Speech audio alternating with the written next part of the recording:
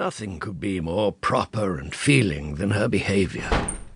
And the person who's going to introduce us to the charming but wicked Lord Melbourne is his biographer, Philip Ziegler.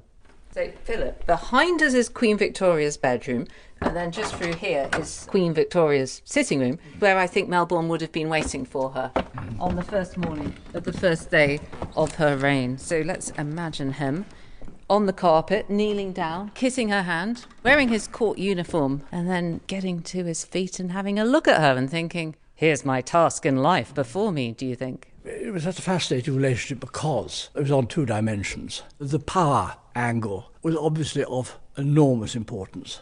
He represented power, and he was the voice of power. So she simultaneously saw him as this enormously influential figure who was essentially going to shape her reign, but also this very attractive young gentleman who she was slightly in love with. It strikes me that a lot of the people who've written biographies of Melbourne seem to have a bit of a crush on him.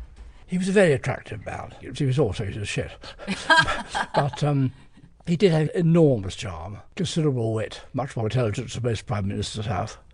A joy to not to have an affair with, that'd be very exhausting, but to have a relationship with would be great fun. One of his most celebrated remarks was, I generally find that nothing that is asserted is ever true, especially if it's on the best authority. He sort of didn't really want to be Prime Minister, did he? He didn't really want to go into politics at all. He didn't want to do anything at all. He wanted to loll around in the country and hunt in a rather dilettante way. And that was it. He was a singularly unambitious man. He got caught up in a great sort of wheel of events, and being obviously very eligible and intelligent and attractive, was exploited by other politicians and found himself, to his mild dismay, at the top. Now, being a prurient kind of person as I am, I really want to know about his checkered history as a lover. He was not remotely a hot, passionate person.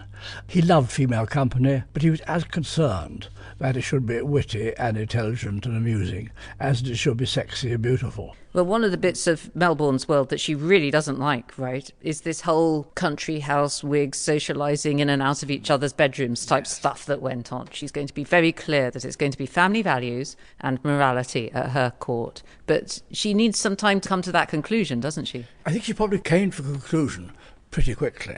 And in a way, Melbourne, who was an arch libertine in some ways, was, I think, extraordinarily influential in affecting her that way. But if Melbourne had set out to erode her values, he could in fact have done a great deal of damage. And he I'm quite certain, advisedly chose not to. This isn't my sort of thing, but it's the sort of thing the country needs. He was a spanker, though, wasn't he? He was a bit more than just a dabbler. He got a lot of fun out of sex, no doubt about that at all. The spanking is based on one or two completely trivial incidents. Well, you wrote about them in your book about him, and I enjoyed those bits. It's the fact that it was the housemaids that makes me think, would I leave my 18-year-old daughter in the care of this man? He had the most attractive wife in England, but she had run off with the dashing Lord Byron, and then all their children died, and he was left a bit lonely. Yes, I think his life was empty at a time when most people's life is at its fullest. Melbourne loved the young Queen Victoria, but with a very pure and a very sort of loyal love. He would have been genuinely shocked, I think, if anyone had suggested that an element of sexuality came into this relationship. I have no doubt he is passionately fond of her, and her feelings are sexual, though she does not know it. So once Victoria was dressed in a simple black morning dress because her uncle had just died, and once she'd had her meeting with Melbourne, she came down the stairs through that door and appeared in this room. And this is the Red Saloon where her accession council was going to take place. So imagine now, 18-year-old girl, fresh from the schoolroom, and there would have been hundreds of black-dressed, stern-looking elderly men judging her. It's like the patriarchy in action. They're all looking at this little girl who's only 18, and they were intrigued. There was going to be this great moment of judgment coming up. And did she shrink? No, she didn't. Melbourne had arranged everything brilliantly. She already knew that she should have confidence in Melbourne because she had been advised by her uncle Leopold, basically, to do whatever Melbourne said. And she did. I love this moment in her life. It's like she emerges like a swan from the duckling. She went through the whole ceremony, occasionally looking at Melbourne when she had any doubt what to do.